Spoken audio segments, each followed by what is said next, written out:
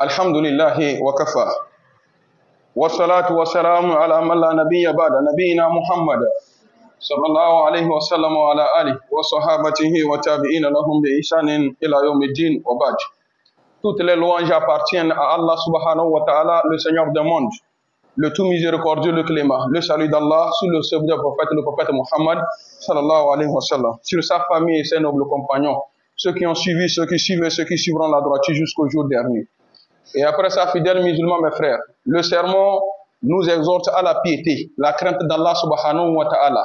Allah subhanahu wa ta'ala nous dit dans le Saint-Coran, ô vous qui avez cru, craignez Allah subhanahu wa ta'ala de la vraie crainte, jusqu'à ce que la mort vienne vous trouver. Vous êtes soumis totalement à la volonté d'Allah subhanahu wa ta'ala et on prend vos âmes dans la crainte de Dieu. Fidèles musulmans, jusqu'à présent, notre thème, l'islam ne s'arrête pas seulement à la prière, mais nos comportements aussi comptent dans l'islam. Et aujourd'hui, le thème, ou bien le sous-thème, nous parle de l'injustice et la tricherie. La tricherie, l'injustice. Ici, on attire notre attention ici que la tricherie, c'est le fait de dépasser la limite. C'est le fait de prendre ce qui n'est pas pour toi et s'acquérir à ça, garder pour toi. C'est la tricherie. Ou bien, c'est le fait de placer quelqu'un à un endroit qui ne mérite pas. À un endroit qu'il ne mérite pas. C'est de ce dont on fait allusion à la tricherie. Nous avons donné 3 définitions. Sur ce, le sermon t'appelle, il m'appelle. Ayyuha zalim.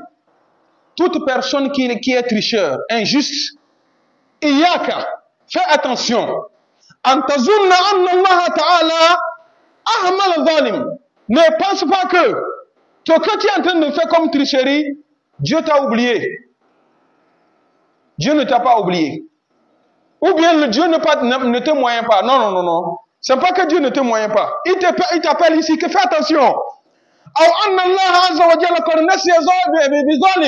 Ou bien tu penses que, oh, ce que j'ai fait là, Dieu a déjà oublié ça.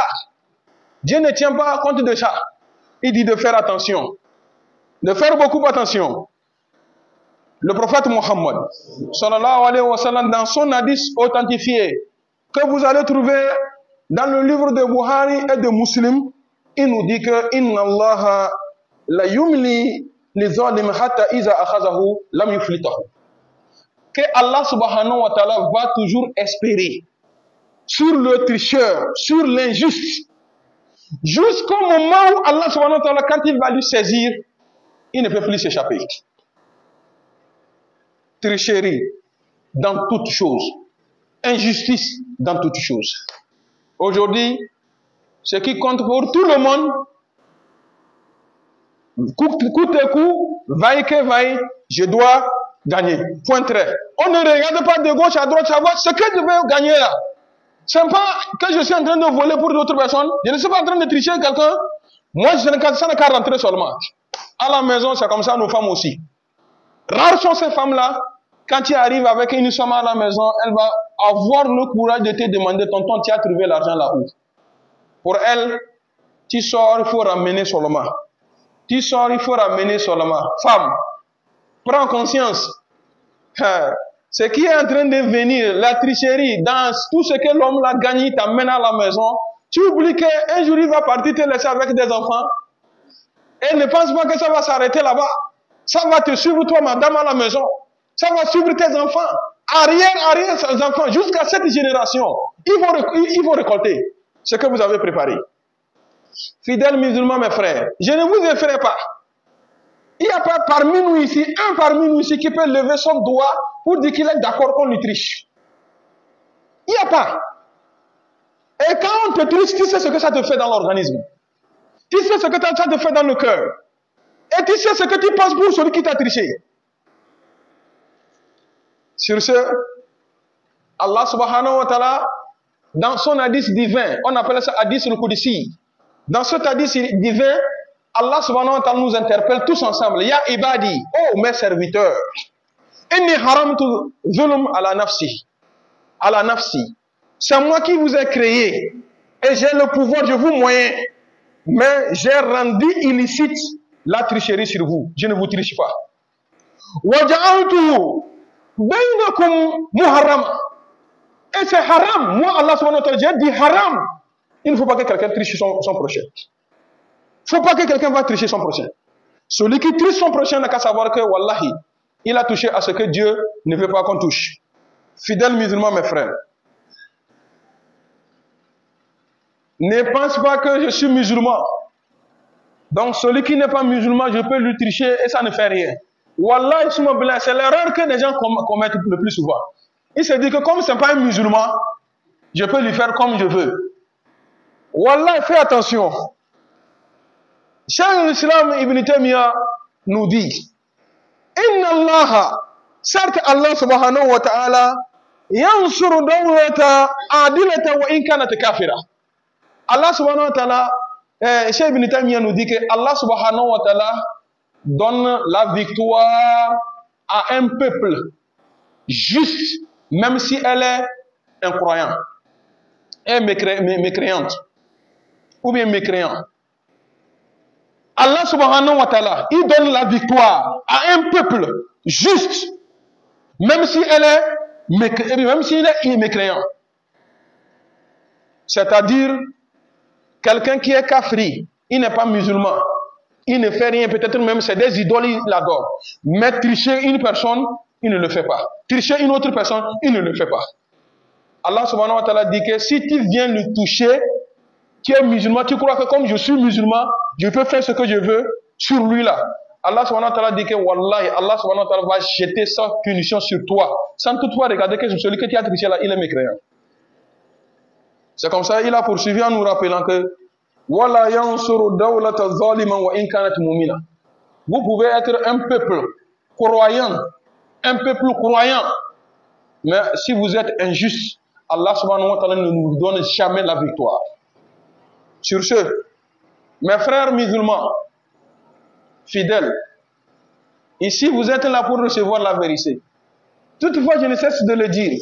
Si quelqu'un a accepté de venir faire la prière ici, il sait qu'ici, là, on vomit tout sur nous. Et celui qui est en train de dire n'est pas épargné. Nous tous, nous sommes dedans. Écoute, celui que tu as triché là, toi, tu rentres dormir, tu l'as triché. C'est de cet argent-là que tu as pu acheter des sucreries. Consort, vous avez mangé, rassasié, toi et ta famille, vous dormez. Pendant que vous êtes en train de dormir, Ali ibn Abi Talib te dit que quand tu es en train de dormir, celui dont tu as triché est assis la nuit, les mains en l'air, en train d'implorer le Seigneur pour ton mal. Évitez la tricherie. Et la tricherie aujourd'hui, c'est dans toutes choses. Je fais allusion à nos terrains aujourd'hui. Mes frères, faites beaucoup attention. Tu as acheté un demi-lot, ou bien un lot, ou un quart de lot. Et tu déplaces ta borne d'un ou de 3 ou bien de combien de centimètres. Le prophète Mohammed sallallahu alayhi wa sallam dit, quiconque vole shibran, comme ma paume comme ça, la main comme ça, la distance sur un terrain de quelqu'un, vous avez volé cette distance sur un terrain de votre cohabitant. Le jour de Kiyama, la terre entière que vous connaissez là, on va couper ça 7 fois. 7 terres comme ça, on va mettre sur ta tête, comme tu veux la terre transporte. Frères musulmans, pourquoi il faut tricher les autres? Pour combien de temps? Nous allons vivre pour combien de temps? Je vous pose la question de savoir, ceux-là qui ont triché, qui ont volé les terres des gens, les terrains des gens, dites-moi, parmi eux, quand ils sont morts là, qui, parmi eux, en voulant l'enterrer, on a puisé au moins le sable pour mettre dans son linceul pour l'accompagner. Ne trichez pas, frère. Et puis, pour la tricherie, ce qui fait peur dedans là, quand tu triches quelqu'un, ça ne prend pas effet immédiatement. C'est au moment où tu as déjà oublié que tu as déjà fait du mal à quelqu'un, c'est en ce moment que ça commence par tomber sur toi. Je vais terminer mon sermon en rappelant un exemple. Quelqu'un a payé son terrain Il avait un voisin, il a pris un témoin pour ce terrain-là. Il y a une autre personne qui est venue occuper ce terrain-là. Le propriétaire est venu réclamer. Il dit que c'est faux, c'est pas pour lui le terrain. Elle lui dit, c'est pour moi le terrain, j'ai même un témoin. Telle personne est mon témoin. Le tricheur, le voleur, il est sorti, venu trouver le témoin, il a versé beaucoup d'argent. Si tu te demandes de témoigner, refuse de témoigner. Le jour où ils sont arrivés, il dit que voilà mon témoin, il est témoin que c'est pour moi le terrain. Le témoin se lève, il dit que wallahi, je ne sais rien dedans. Il dit donc il n'y a pas de problème, tu peux garder le terrain. Hé, Diamant, il y a un secret. Quelqu'un qui est en train de tricher, il se tait, il te regarde là. Ce silence-là, ça dit beaucoup de choses. Hein? J'ai dit ce silence-là, ça dit beaucoup de choses. Mais toi, tu ne penses pas. Comme tu es affolé, comme tu poursuis quelque chose, tu oublies qu'il y a quelque chose qui t'attend. Le gars est retourné à la maison, il a appelé sa femme et ses enfants. Tout le monde n'a qu'à faire ablution. Ils ont fait les ablutions, ils sont rentrés, ils ont fait nafla. On appelle ça Salat al-Haja. Salat al-Haja. Haja, c'est quoi? Quand quelqu'un poursuit quelque chose, il fait 2 rakats, nafla de 2 rakats, et après nafla, là, il lève les mains, demander à Allah subhanahu wa ta'ala ce qu'il veut. Inch'Allah, ça va venir. Il est rentré faire Salat al-Haja. Quand ils ont fini la prière, il a levé les mains, il dit à ses femmes et ses enfants de répondre ami, que mon témoin là, avec ce faux témoignage qu'il a fait sur moi, Dieu, ne fasse pas qu'il meure jusqu'à ce que tous les organes vitaux dans son organisme pourrissent. Les enfants, la femme dit ami. L'argent qu'il a pris, il a bouffé. Il a déjà même oublié qu'il a témoigné sur quelque chose. Il est là, un jour, il est tombé malade. On l'amène à l'hôpital. On fait les analyses et on dit que, oh, lui là, il faut qu'on va lui faire, il va subir une intervention chirurgicale. Donc, l'opération, c'est le cœur. On a opéré le cœur. Ils ont fini de faire ça. Le docteur remarque que les reins sont en train de pourrir. Il tourne de l'autre côté, il voit le foie qui est en train de pourrir. Il regarde ici, il voit que les poumons aussi sont en train de pourrir. Ya subhanallah. C'est là qu'il a demandé à ce malade-là, toi, tiens, quoi, c'est quelle maladie on ne comprend pas. C'est là, il ne peut pas parler. Il a demandé à ce qu'on lui donne un bic et une feuille. On a amené le bic et une feuille. Il a pris le bic, il a écrit un numéro sur la feuille. Il a donné au docteur d'appeler sur ce numéro-là. Le docteur a appelé le numéro. C'était celui dont on avait triché. Il dit de venir à l'hôpital tout à l'heure. Il est arrivé. Le docteur lui dit que tu as ton frère qui est malade. C'est lui qui a demandé à ce qu'on t'appelle. Il dit, oh, mon frère, c'est un... Je vais voir. Il a ouvert le rideau comme ça. Il a remarqué que c'était son témoin. Quand il a remarqué que c'est son témoin, il dit que Wallahi, je ne lui connais pas, il ne me connaît pas. Il est reparti. C'est ce que la tricherie donne. Quand quelqu'un triche, il faut l'aider à s'en sortir dans la tricherie. Celui qu'on triche aussi, il faut lui sauver. Comme le prophète Mohammed sallallahu alayhi wa sallam nous dit, Unsur akhaka zaliman ou mazlum. Aide ton prochain, ou bien ton frère qu'on triche, ou bien qui est en train de tricher. Les compagnons du prophète sallallahu alayhi wa sallam disent que non, celui qu'on triche, on comprend, on peut l'aider pour qu'on ne lui triche pas. Et celui qui est en train de tricher, qui dit qu'on va l'aider, oui, il faut l'aider à éviter la tricherie. Parce que s'il triche, ça va tomber sur lui. Donc sur ce, mes frères, Inch'Allah, c'est le premier exemple que je vais vous donner pour ce vendredi. S'il plaît à Allah subhanahu wa ta'ala, vendredi prochain, Inch'Allah, on va poursuivre encore sur ce thème de la tricherie. Parce que ça ne s'arrête pas seulement sur le terrain, mais il y a des actes que nous commettons. On ne sait pas que c'est de la tricherie, mais c'est la tricherie, ça va nous attraper dans le futur. Que le Tout-Puissant nous éloigne de la tricherie. Que Allah subhanahu wa ta'ala nous éloigne de la tricherie. Que le Tout-Puissant guide nos pas. Qu'Allah subhanahu wa ta'ala guide nos pas. Qui nous accorde de meilleures choses ici, bas monde et dans l'autre monde. Qu'Allah subhanahu wa ta'ala nous accorde de meilleures choses ici, bas monde et dans l'autre monde. Il y a une dame qui demande des prières avec sa famille, ça ne va pas. Allah subhanahu wa ta'ala accorde une meilleure solution à sa famille. Allah subhanahu wa ta'ala accorde une meilleure solution à sa famille. Nous avons aussi un frère qui va subir une intervention chirurgicale. Il demande des prières. Qu'Allah subhanahu wa ta'ala fasse que ça commence bismillah, terminé alhamdulillah. Qui commence bismillah, terminé alhamdulillah. Nous prions également pour tous nos malades, qu'Allah subhanahu wa ta'ala les apporte une prompte guérison. À tous nos malades, que le Tout-Puissant apporte une prompte guérison. Que le Tout-Puissant apporte une prompte guérison. Nous ici présents, si nous sommes en bonne santé, qu'Allah subhanahu wa ta'ala augmente cette santé-là. Que le Tout-Puissant nous accorde une santé inoxydable. Si nous sommes malades, Allah subhanahu wa ta'ala accorde une meilleure guérison. Qu'Allah subhanahu wa ta'ala nous accorde une meilleure guérison. J'ai prié également pour nos prédécesseurs qui nous ont déjà divorcés dans la foi, que le Tout-Puissant les agrée dans son paradis meilleur. Qu'Allah subhanahu wa ta'ala les agrée dans son paradis meilleur. Nous qui sommes laissés, que le Tout-Puissant fasse que notre fête soit une meilleure. Qu'Allah subhanahu wa ta'ala nous fasse don de la calme de shahada. Qu'Allah subhanahu wa ta'ala nous fasse don de la calme de shahada. Pour notre très chère patrie, le Togo, qu'Allah subhanahu wa ta'ala apporte plus de paix. Qu'Allah subhanahu wa ta'ala apporte plus de paix. Que le Tout-Puissant apporte plus de paix. Que le Tout-Puissant apporte plus de paix. Ceux-là qui sèment la désolation dans le cœur de la population, qu'Allah subhanahu wa ta'ala change leur cœur. Qu'Allah subhanahu wa ta'ala change leur cœur. Que le Tout-Puissant change leur cœur.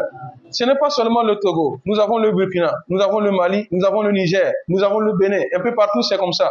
Toute l'Afrique, que le Tout-Puissant apporte la paix. Toute l'Afrique, que le Tout-Puissant apporte la paix. C'est comme ça aussi du côté de la Palestine, nous avons nos frères à Gaza qui souffrent, que le Tout-Puissant apporte la paix. Qu'Allah subhanahu wa ta'ala apporte la paix. Que le Tout-Puissant apporte la paix. Que le Tout-Puissant apporte la paix. Toute personne qui veut de nous du mal, que le Tout-Puissant renverse la vapeur sur lui. Que le Tout-Puissant renverse la vapeur sur lui. Nous avons nos frères, nos enfants, nos amis qui sont sur les fronts. Qu'Allah subhanahu wa ta'ala les protège matin et soir. Qu'Allah subhanahu wa ta'ala les protège matin et soir. Que le Tout-Puissant les protège matin et soir. Que le Tout-Puissant les protège matin et soir.